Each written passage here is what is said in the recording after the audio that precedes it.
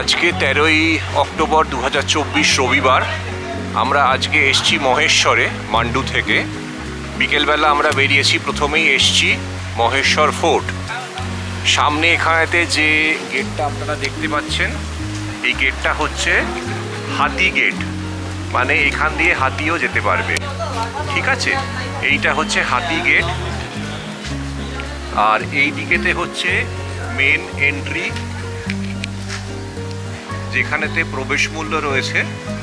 আমরা এখানে 550 টাকায় একজন গাইডকে আমরা নিযুক্ত করেছি, যে আমাদের সমস্ত জায়গাটা ঘুরিয়ে দেখাবে। 8টা পয়েন্ট আমাদেরকে ঘুরিয়ে দেখাবে এবং প্রায় 1.5 ঘন্টা মতো সময় লাগবে। সেই জন্য আমরা এখানেতে আজকে এই বিকেলবেলা 4:30 টাকাতে এসেছি। সন্ধে অবধি আমরা এখানেতে ঘুরবো। চলুন আপনাদেরকে দেখাই মহেশ্বর ফোর্ট। এইটা হলো রানী অহল্যাবাই হোলকারের বাসগৃহ, এখানে উনি থাকতেন।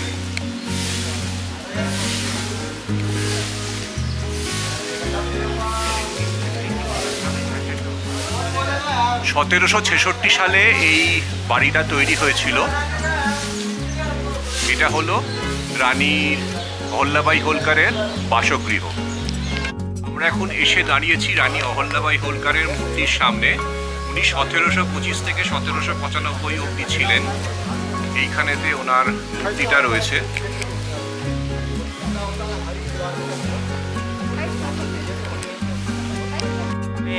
आप जो मूर्ति देख रहे हो, ये स्टेचू आप जो देख रहे हो, ये देवी अहिल्याबाई होलकर का है।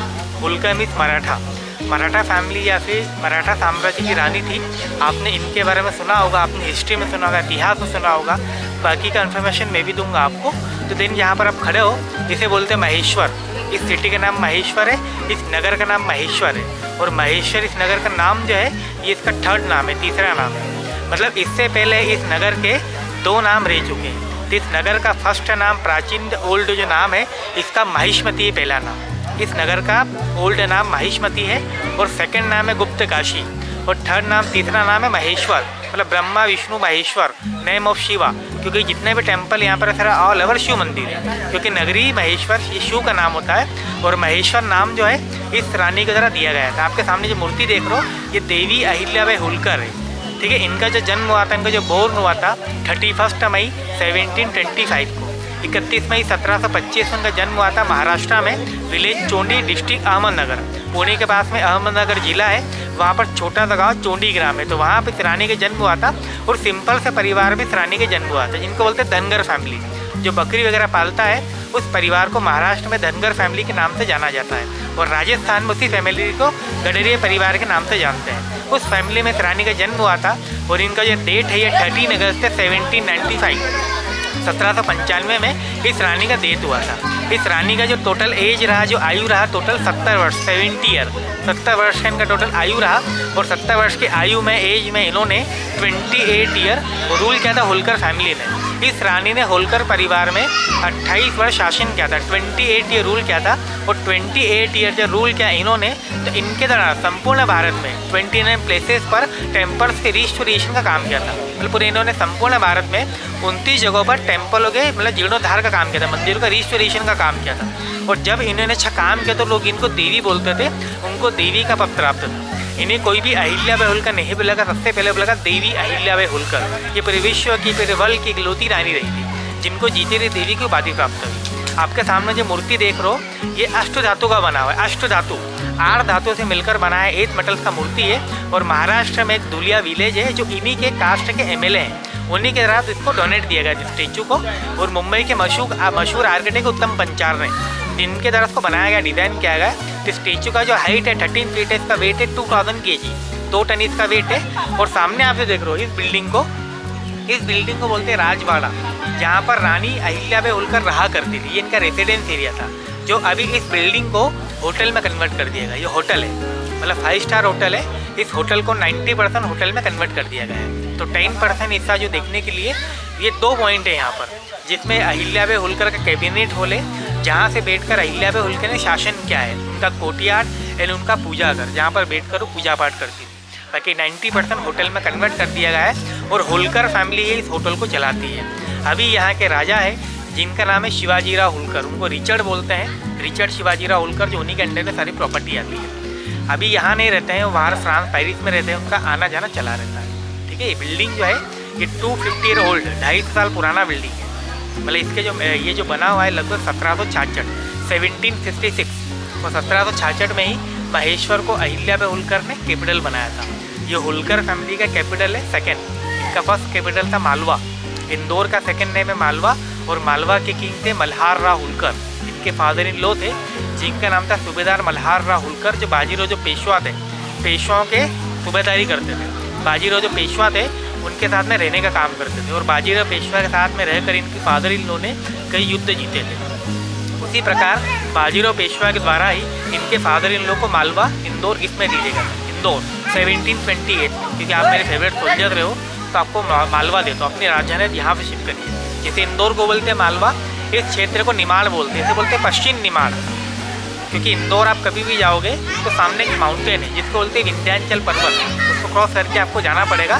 और महाराष्ट्र अगर आप जाओगे तो आपको सतपुड़ा पर्वत क्रॉस करके जाना पड़ेगा। दोनों माउंटेन है, माउंटेन के सेंटर में भी खड़े हैं। क्योंकि इंदौर पे अगर कोई अटैक करता था, आक्रमण करता था, तो इंदौर के लिए काफ़ी ईजी हुआ करता था, क्योंकि वो पहाड़ की हाइट पर है, पहाड़ के नीचे है। तो पहला जो है वो सेफ्टी का, क्योंकि ये जो एरिया जो है सुरक्षित हुआ करता था, इस पर अटैक करना डिफिकल्ट हुआ करता था। और सेकेंड कारण ये रहा कि इन दोनों पहाड़ों के सेंटर में एक रिवर है जिसका नाम है नर्मदा। नर्मदा नदी का किनारा है यहाँ पर। वो नर्मदा नदी के नॉर्मल नदी नहीं है, हिंदू शास्त्र हिंदू पुराण जी कि भगवान शिव की डॉटर है, और ये शिव जी की बहुत बड़ी भक्त थी। इसलिए इन्होंने अपना जो कैपिटल जो है यहाँ पर शिफ्ट किया था, और उन्होंने इस राजवाड़ा को कुछ इस प्रकार निर्माण करवाया था कि जहाँ वो रहती थी वहाँ से उन्हें नर्मदा नदी दिखाई दी। तो आज भी इस पैलेस में से नर्मदा नदी उनके रेसिडेंस एरिया से दिखाई देती है, जो आपको मैं आगे दिखाऊँगा। ठीक है, রানী অহল্যাবাই হোলকারের এই ব্যবহৃত পালকিটা এখানে রয়েছে রাজবাড়াতে। এখানেতে ভেতরের ছবিটাও ওনার রয়েছে।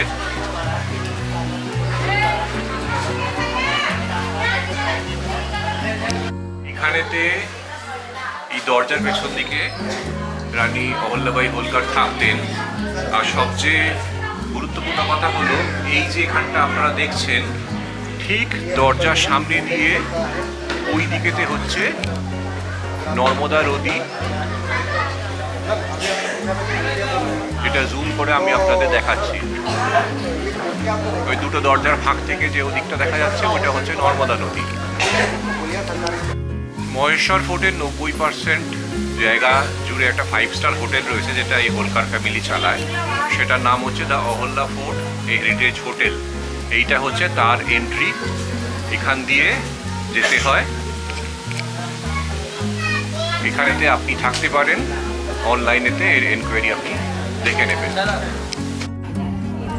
এইটা হলো দেবী অহল্যাবাই হোলকারের ক্যাবিনেট। এখানেতে বসেই উনি 28 বছর উনি শাসন করেছেন। যে সিটে বসে উনি শাসন করেছেন সেই সিটটা আপনাদেরকে দেখাচ্ছি। এই হচ্ছে এই সিটটা যে এখানেতে বসে উনি শাসন করেছেন। এই হচ্ছে সেই সিট যেখানে বসে উনি শাসন করেছেন, আর মন্ত্রীরা সামনে এখানেতে বসতো। আর এই জায়গাটা হচ্ছে যারা অপরাধী যারা ছিল তাদের সেখানেতে বসে সাজা শোনানো হতো। আর এইখানেতে রয়েছে ওনার হোলকার রাজবংশের রাজারা এরা।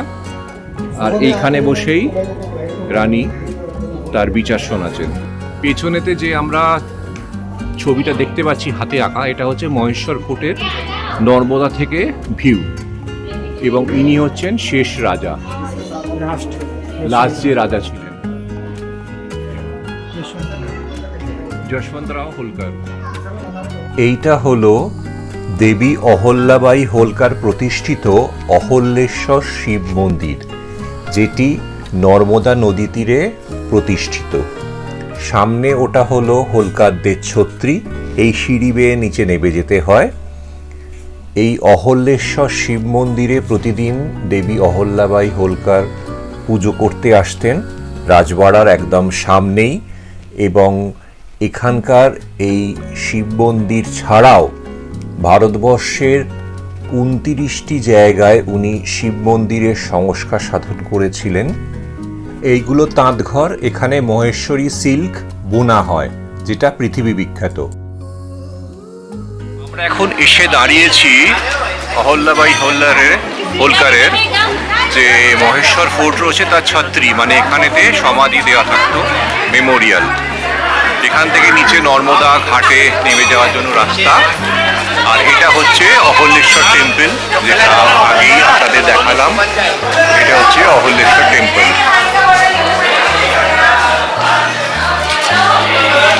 আকাশ পুরো কালো করে এসছে, টিপটিপ করে বৃষ্টি পড়ছে, তাই ছাওয়ার মধ্যে দাঁড়িয়ে আমাদেরকে ভিডিও করতে হচ্ছে।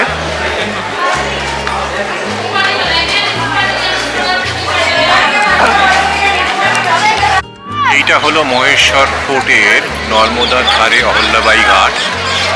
এই যে সিঁড়িগুলো দেখছেন, এখানে বহু হিন্দি সিনেমার শুটিং হয়েছে, প্যাডম্যান, দাবাং 3 এবং বহু আরও সিনেমার শুটিং হয়েছে। এটা এতটাই বড় যে এই অল্প ডিস্টেন্সের মধ্যে এটা প্যানোরামিক ভিউ ধরা যাচ্ছে না। আর এই সামনেই হচ্ছে নর্মদা, যেখানেতে 50 টাকা করে এই স্পিড বোটগুলো ঘোরাতে নিয়ে যায়। রোববারে সন্ধেবেলা বলে প্রচুর লোকজন রয়েছে এখানেতে।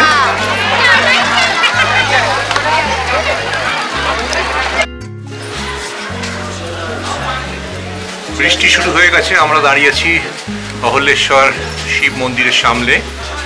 এখানেতে রানী অহল্যাবাই হোলকার পুজোর জন্য করতেন। এটা একদম নর্মদার ধারে, ওই রাস্তা দিয়ে আমরা নেমে এসেছি। আমরা এখন এসেছি মহেশ্বরের সহস্রধারা। সামনে নর্মদা নদী রয়েছে এবং এখানেতে 7টা ধারায় এখানেতে বিভক্ত হয়ে গেছে। আপনাদেরকে দেখাই, দেখলে বুঝতে পারবেন কোথায় আমরা এসেছি এই মুহূর্তে। সামনে বেশ কিছু বক বসে রয়েছে।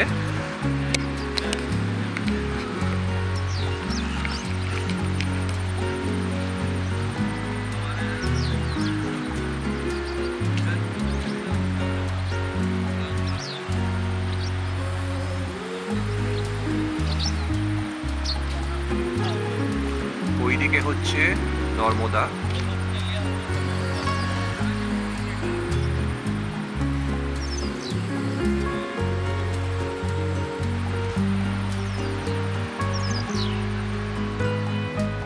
এইদিকে পুরো নর্মদা চলে গেছে।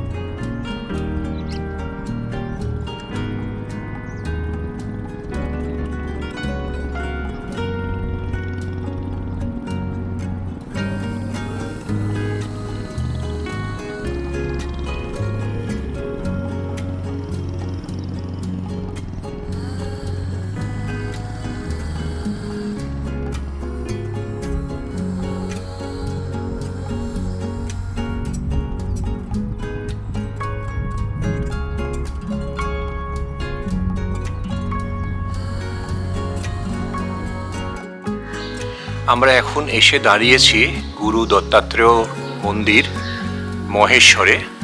এটা নর্মদার যে সহস্রধারা রয়েছে তার একদম সামনেই। আপনাদেরকে দেখাই আমরা এখন কোথায় দাঁড়িয়ে আছি। খুব বড় একটা প্রাঙ্গণ রয়েছে এখানেতে সামনে একটা গোমাতা মন্দির রয়েছে। আর এই হচ্ছে দত্তাত্রেয় মন্দির। আর তার বাইরেও এখানেতে আমরা মন্দিরের ভেতরেতে প্রবেশ করব। তার আগে আপনাদেরকে দেখাই, এখানেতে এই যে পুরো প্রাঙ্গণটা রয়েছে, এই প্রাঙ্গণেতে অনেক বড় এবং খুব সুসজ্জিত। আজকের দিনটা খুবই রৌদ্রোজ্জ্বল। পেছন দিকে যে চূড়াটা দেখা যাচ্ছে ওইখানেতেই মন্দিরটা, আমরা সেখানেতে এবার যাব।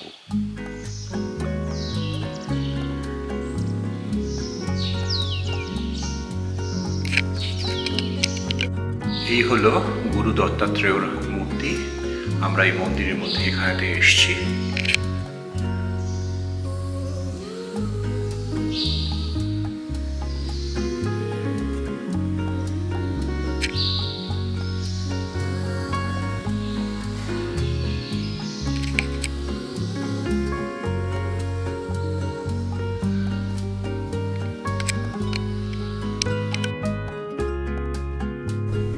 আমরা এখন এসে দাঁড়িয়েছি মহেশ্বরের স্বয়ম্ভু শ্রী কালেশ্বর মন্দিরে।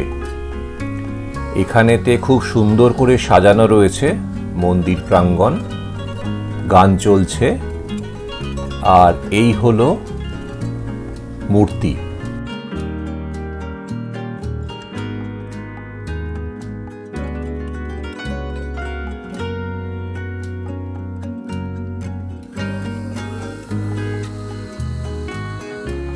আমরা এখন এসেছি মহেশ্বরে, যেখানেতে শাড়ি তৈরি হয়, বিখ্যাত মহেশ্বরী সিল্ক, সেই কারখানায়।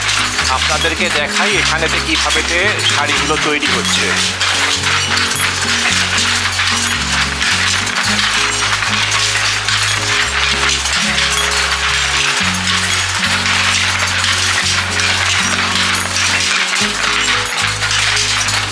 এইসব বিভিন্ন সুতোগুলো রয়েছে, সিল্কের সুতোগুলো রয়েছে।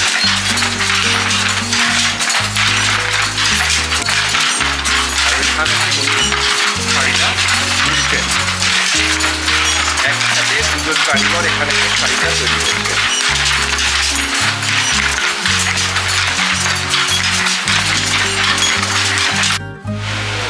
ये नर्मदा लहर है, डिजाइन ये ढाबी स्टाइल से हो रही है। इसमें एक एक पिलर में तार बंधे हुए हैं।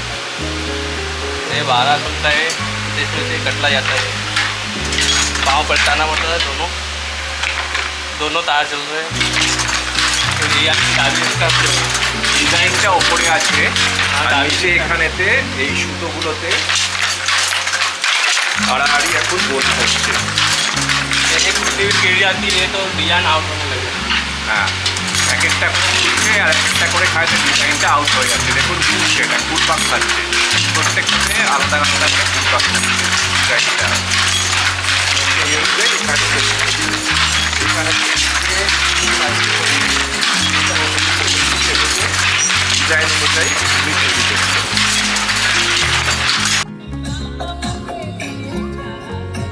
বিন্ধ্যবাসিনী মাতা মন্দির, এটা বিন্ধ্যাচল পর্বতের ওপরেতে রয়েছে।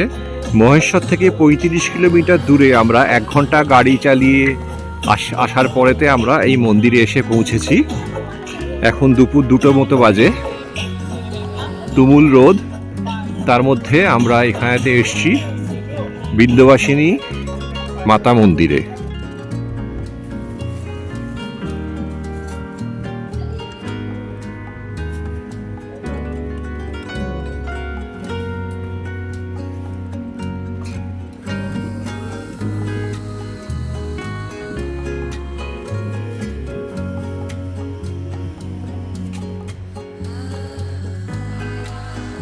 বিন্ধ্যবাসিনী পর্বতের ওপরেতে মন্দির থেকে তলার নিচের ভিউ।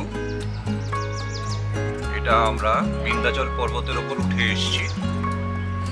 দূরেতে যেটা দেখতে পাচ্ছি এই রাস্তা গেছে।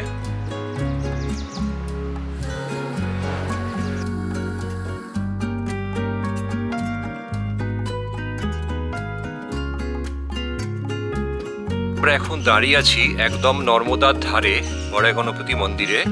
এই দেখুন এখানেতে নর্মদা বয়ে যাচ্ছে, ঘাট রয়েছে, আর আমরা এসছি এখানেতে গণপতি মন্দিরে। এই হচ্ছে গণপতি।